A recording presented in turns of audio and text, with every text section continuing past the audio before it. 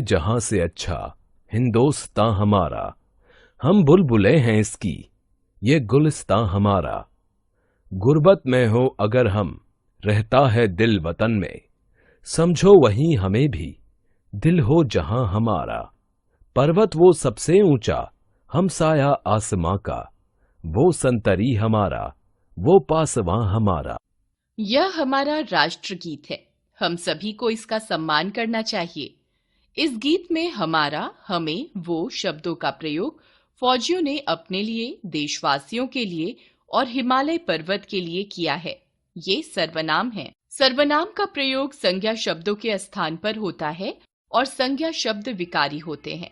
इसलिए सर्वनाम शब्द भी संज्ञा के समान ही विकारी होते हैं। जैसे मैं, हम, मुझे, तू, तुम्हें, तेरा, मेरा, इस, उस, उसका, उसे आदि। अतः हम कह सकते हैं जो शब्द संज्ञा के स्थान पर प्रयोग किए जाते हैं उन्हें सर्वनाम कहते हैं। सर्वनाम के भेद। सर्वनाम के 6 भेद होते हैं। पुरुषवाचक सर्वनाम, निश्चयवाचक सर्वनाम, अनिश्चयवाचक सर्वनाम, प्रश्नवाचक सर्वनाम, संबंधवाचक सर्वनाम, निजवाचक सर्वनाम। पुरुषवाचक सर्वनाम। मैं आम खा रहा हूं, तुम भी आम खाओ, वह आम खाता है। ऊपर के वाक्यों में मैं वक्ता के लिए, तुम श्रोता के लिए और वह अन्य व्यक्ति के लिए प्रयोग हुआ है। ये पुरुषवाचक सर्वनाम है। अतः हम कह सकते हैं बोलने वाले वक्ता, सुनने वाले श्रोता या किसी अन्य व्यक्ति जिसके बारे में बात हो रही हो का ज्ञान कराने वाले सर्वनाम पुरुषवाचक सर्वनाम कहलाते हैं। पुरुषवाचक सर्वनाम के भेद। वक्ता, श्रोता और अन्य व्यक्ति के आधार पर पुरुषवाचक सर्वनाम 3 प्रकार के होते हैं। उत्तम पुरुषवाचक, मध्यम पुरुषवाचक, अन्य पुरुषवाचक। उत्तम पुरुषवाचक सर्वनाम। मैं विद्यालय जाता हूं, हम मैदान में खेलते हैं। अतः हम कह सकते हैं वक्ता या लेखक जिन सर्वनामों का प्रयोग अपने लिए करता है उन्हें उत्तम पुरुषवाचक सर्वनाम कहते हैं। उत्तम पुरुषवाचक सर्वनाम के कुछ अन्य उदाहरण हैं मैं, हम, मेरा, हमारा, मुझे, मुझसे, हमसे आदि। मध्यम पुरुषवाचक सर्वनाम। तुम क्यों रो रहे हो? आप बाहर जाकर बैठो, तुम्हें टीवी नहीं देखना चाहिए। ऊपर के वाक्यों में तुम, आप, तुम्हें शब्द सुनने वाले के लिए प्रयोग हुए हैं।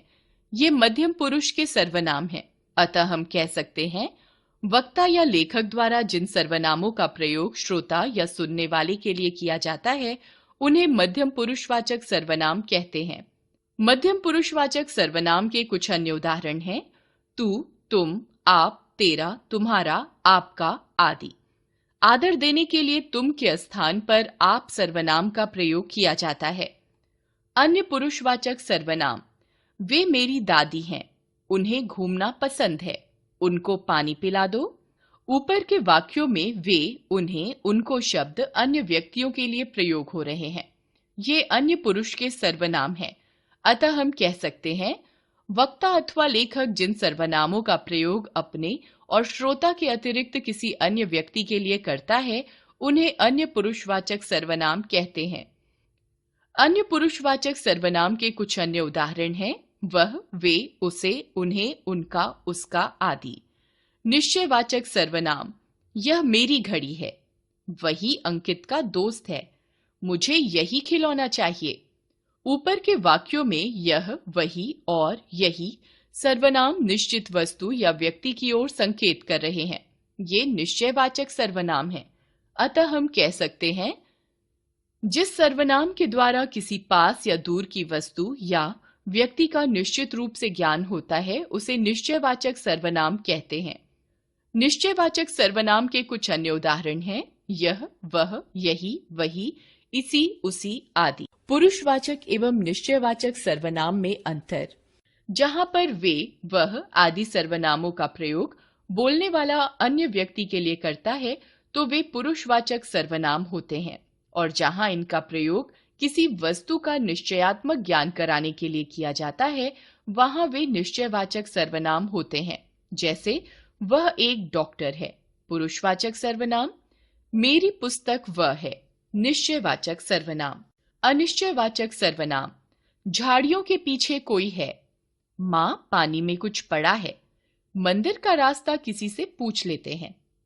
ऊपर के वाक्यों में कोई, कुछ और किसी अनिश्चित वस्तु या व्यक्ति की ओर संकेत कर रहे हैं। ये अनिश्चयवाचक सर्वनाम है। अतः हम कह सकते हैं, जिन सर्वनामों से किसी वस्तु या व्यक्ति के विषय में कोई निश्चित ज्ञान न हो, उन्हें अनिश्चयवाचक सर्वनाम कहते हैं। अनिश्चयवाचक सर्वनाम के कुछ अन्य उदाहरण हैं कोई, कुछ, किसी, किन्हीं आदि। सामान्यतः कोई और किसी सर्वनाम का प्रयोग सजीव संज्ञाओं के लिए तथा कुछ सर्वनाम का प्रयोग निर्जीव संज्ञाओं के लिए होता है। प्रश्नवाचक सर्वनाम। दिखाओ तुम्हारे बस्ते में क्या है। यह शोर कौन मचा रहा है। यह किसका पेन है। ऊपर के वाक्यों में क्या, कौन, किसका शब्दों का प्रयोग किसी वस्तु या व्यक्ति के बारे में प्रश्न पूछने के लिए किया गया है। ये प्रश्नवाचक सर्वनाम हैं। इनके प्रयोग से वाक्य प्रश्नवाचक बन जाते हैं। अतः हम कह सकते हैं, जिन सर्वनामों से किसी व्यक्ति, वस्तु या स्थान के बारे में प्रश्न का ज्ञान हो, उन्हें प्रश्नवाचक सर्वनाम कहते हैं। प्रश्नवाचक सर्वनाम के कुछ अन्य उदाहरण हैं कौन, क्या, किसने, किसे आदि। प्रश्नवाचक सर्वनामों में कौन सर्वनाम का प्रयोग व्यक्तियों के लिए तथा क्या सर्वनाम का प्रयोग वस्तुओं के लिए होता है। संबंधवाचक सर्वनाम। जो करेगा सो भरेगा। जिन्हें पिकनिक पर जाना है वे अपना नाम लिखा दें। जो मेहनत करेगा वह फल पाएगा। ऊपर के वाक्यों में सो, वे और वह का संबंध क्रमशः जो, जिन्हें, जो से प्रकट हो रहा है। ये संबंधवाचक सर्वनाम है। अतः हम कह सकते हैं, जिन सर्वनामों का प्रयोग वाक्य में प्रयुक्त दूसरे संज्ञा या सर्वनामों से संबंध बताने के लिए किया जाता है, उन्हें संबंधवाचक सर्वनाम कहते हैं। संबंधवाचक सर्वनाम के कुछ अन्य उदाहरण हैं जो, सो, जिसकी, उसकी, जिसने, उसने, जो, वह आदि। निजवाचक सर्वनाम है। यह चित्र मैंने स्वयं बनाया है। मैं यह प्रोजेक्ट खुद बना लूंगा। बेटा खाना खाकर बर्तन अपने आप रख कर आओ। ऊपर के वाक्यों में स्वयं, खुद और अपने आप शब्द कर्ता के साथ अपनापन बता रहे हैं। ये निजवाचक सर्वनाम हैं। अतः हम कह सकते हैं, जिन सर्वनामों से सर्वनाम कर्ता अपनेपन का ज्ञान कराते हैं, उन्हें निजवाचक सर्वनाम कहते हैं। निजवाचक सर्वनाम के कुछ अन्य उदाहरण हैं आप, स्वयं, खुद आदि। मध्यम पुरुषवाचक एवं निजवाचक सर्वनाम में अंतर। जहाँ पर आप शब्द का प्रयोग सुनने वाले के लिए आदर हेतु किया जाता है, वहाँ मध्यम पुरुषवाचक सर्वनाम होता है, और जहाँ आप का प्रयोग अपने लिए होता है, वह निजवाचक सर्वनाम होता है। जैसे आप बड़े उदास हैं। मध्यम पुरुषवाचक तुम के स्थान पर प्रयोग आदर हेतु। मैं अपना काम अपने आप ही करता हूँ। निजवाचक सर्वनाम। विशेष। संबंधवाचक सर्वनाम को छोड़कर सभी सर्वनामों का प्रयोग पुल्लिंग एवं स्त्रीलिंग में एक समान होता है। याद रखें, संज्ञा शब्दों की जगह प्रयोग किए जाने वाले शब्दों को सर्वनाम कहते हैं। सर्वनाम विकारी शब्द है। सर्वनाम के 6 भेद होते हैं: पुरुषवाचक, निश्चयवाचक, अनिश्चयवाचक, प्रश्नवाचक, संबंधवाचक और निजवाचक। वह और वे सर्वनामों का प्रयोग अन्य पुरुषवाचक और निश्चयवाचक सर्वनाम दोनों में होता है। संबंधवाचक सर्वनाम को छोड़कर सभी सर्वनाम स्त्रीलिंग एवं पुल्लिंग में एक समान होते हैं।